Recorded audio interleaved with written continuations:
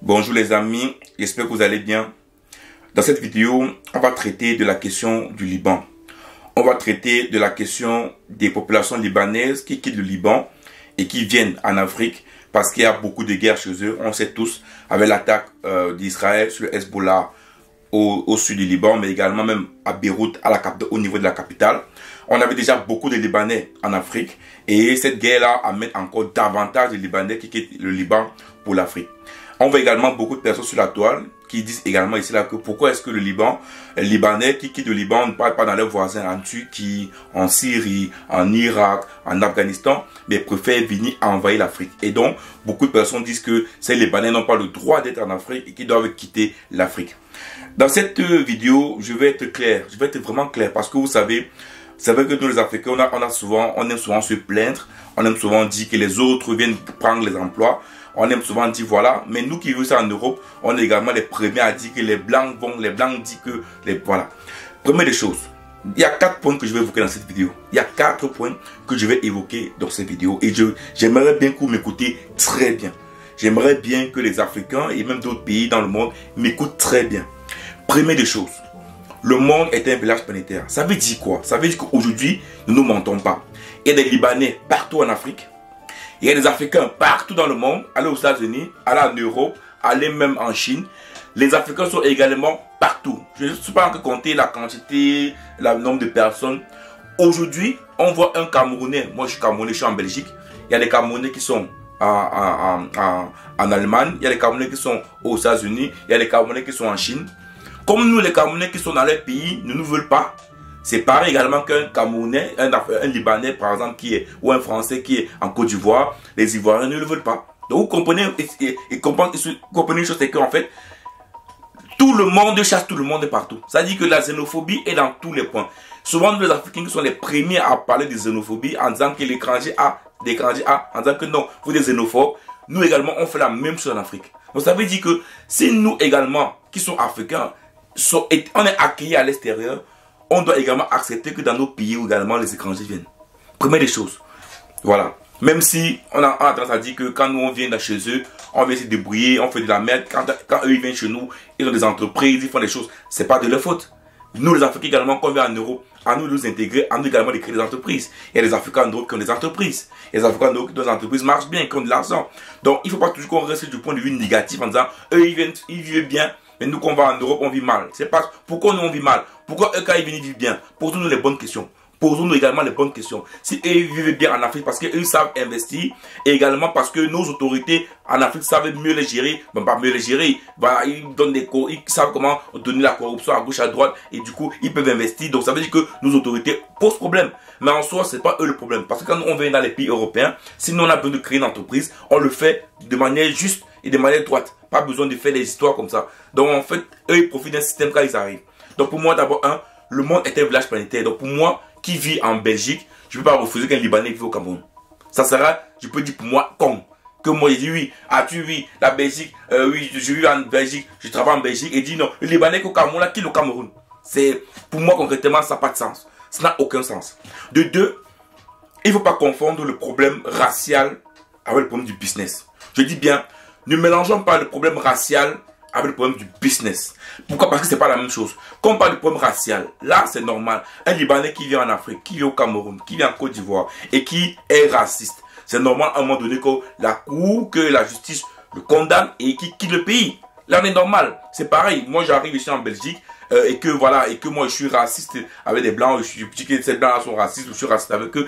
À un moment donné c'est normal qu'on me condamne et qu'on me fait rentrer chez moi. C'est logique. Donc, le problème racial, c'est normal. Si les Libanais arrivent en Afrique et qu'ils font tout ce qu'ils veulent, qu'ils font tout ce qui n'importe quoi, à un moment donné, c'est normal que les autorités prennent les décisions qu'il faut pour que ces personnes quittent le pays. C'est normal, c'est logique.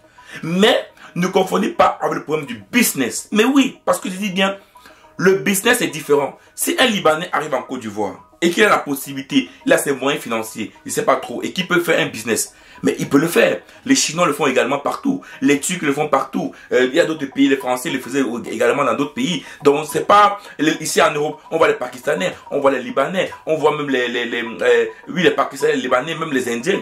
Comment eux ils font ça, même les Chinois, comment ils font ça dans la communauté. La manière dont les Libanais font ça en Afrique, c'est la même façon qu'on voit ici les Chinois fonctionner en Europe. Et c'est pour ça d'ailleurs que même ici en Europe, même les Européens ont peur des Chinois. Parce qu'ils fonctionnent en communauté et ils créent des entreprises. Donc un Libanais qui vient en Afrique, il a son argent, il crée du business, il crée de la valeur ajoutée.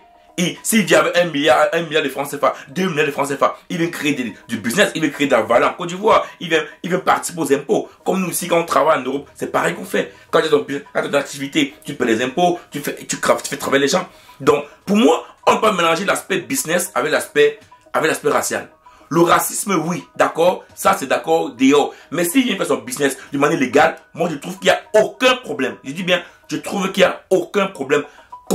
Au contraire même, il vient apporter des capitaux, il vient investir dans le pays. Donc pour moi, concrètement, il n'y a aucun problème. Maintenant, si le gouvernement leur donne plus la possibilité par rapport à un Ivoirien ou un Camerounais, en ce moment de lui, on dirait clairement que les gouvernements ne font pas le travail.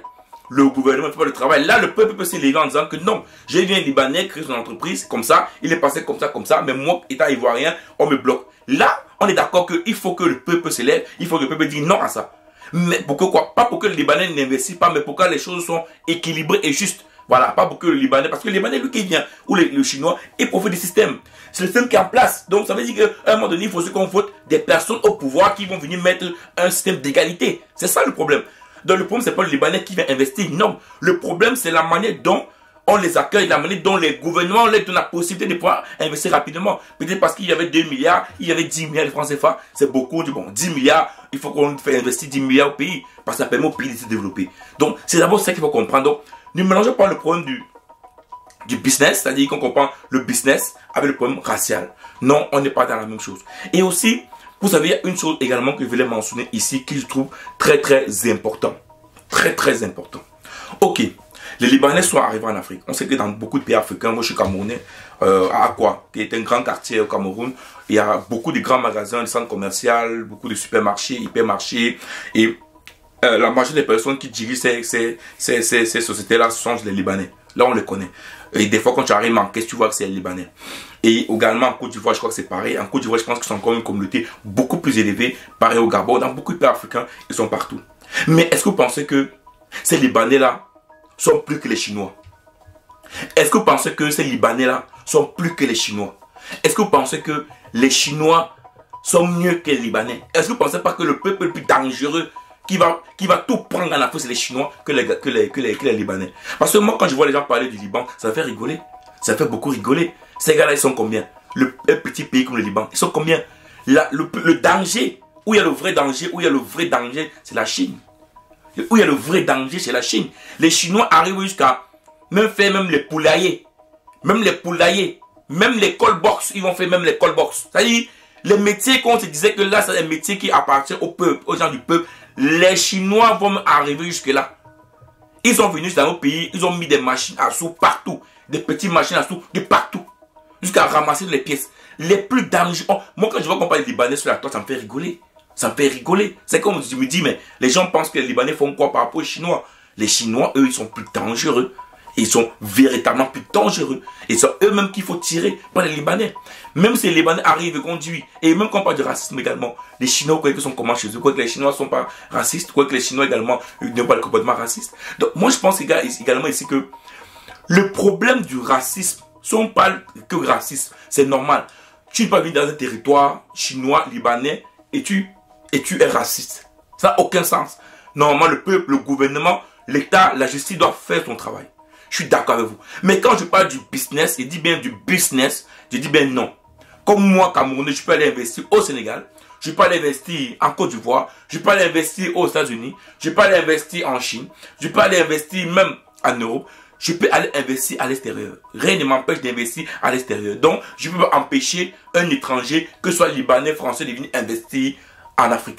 Si nos gouvernements foutent la merde, si nos gouvernements sont les premiers à prendre les dessous l'État pour les faciliter l'investissement, alors il faut accuser nos gouvernements. Ce sont eux qu'il faut aller voir. Ce sont eux qu'il faut aller lutter. Parce que oui, parce qu'on dit en Afrique, il connaît tel, et le Libanais, le Français, il a tel ministre, il connaît tel gouverneur, il connaît tel commissaire, il connaît tel policier, il connaît tel douanier, il connaît tel directeur de port, donc du coup il appelle. Mais oui, vous voulez quoi? Si lui connaît tous ces gens-là, il profite de ces... C'est comme partout, c'est son réseau. Il profite de son réseau pour pouvoir faire son business. Ça l'arrange lui, comme tout le monde. Donc, à un moment donné, il faut qu'on se mette et qu'on décide que, voilà, les Libanais doivent investir, les Chinois doivent investir de manière juste. Mais je dis bien, les chasser, pour moi, ça n'a aucun sens parce qu'on investit partout. Et je dis bien, il faut bien séparer le problème racial de celui du business. Parce que je vous dis, le problème racial et celui du business, c'est pas la même chose. Ce n'est pas la même chose. Quand j'écoute, ils sont bien ici, ils sont bien, ils ont l'argent et ils vivent bien. Et puis, et ça fait quoi? Et ça fait quoi? Et ça fait quoi? Si le gars vient faire son business et ça marche bien, ça fait quoi? Ça, c'est de la jalousie. Dans les pays comme les États-Unis, on ne parle pas comme ça. Si le gars vient, il fait son business, ça marche bien. Il a gagné. À vous de vous mettre ensemble en Côte d'Ivoire, au Cameroun, au Gabon, mettez-vous ensemble, faites un business qui va le contrecarrer. Mais oui. Mais s'il est raciste, d'accord, je suis d'accord avec vous. Mais si son business marche bien et qu'il vit dans une belle maison, il a une belle voiture, qu'est-ce que vous voulez? C'est ça la loi de l'offre et la demande, c'est ça la loi du business. C'est comme nous sommes en Europe. Ici en Europe, la majorité des shops africains sont gérés par les Afghans, par les Libanais, par les Indiens, par les Pakistanais. Les shops africains, plus de 90% des shops africains ici en Belgique où je suis sont gérés, même en France, sont gérés par les Libanais, par les Indiens. Nous, les Africains, nous-mêmes, on n'a pas notre propre business. Alors, donc tu vas dire à l'Indien ou bien au Pakistanais que pourquoi est-ce que tu vends le bobolo, pourquoi est-ce que tu vends la tchéké, pourquoi est-ce que tu vends de l'huile rouge, pourquoi est-ce que tu vends ils connaissent tous nos produits africains. Pourquoi est-ce que nous-mêmes, on ne fait pas ça? Donc alors, ils ont trouvé une activité, ils ont trouvé une offre, une demande, ils ont vu qu'il n'y a personne, ils sont entrés à l'intérieur. Pendant que nous-mêmes, les propres Africains qui devaient vendre nos propres produits, on ne l'a pas fait. Qu'est-ce que vous voulez? Alors arrêtons de nous plaindre et investissons, c'est tout. Arrêtons de nous plaindre et investissons, c'est tout. Ciao.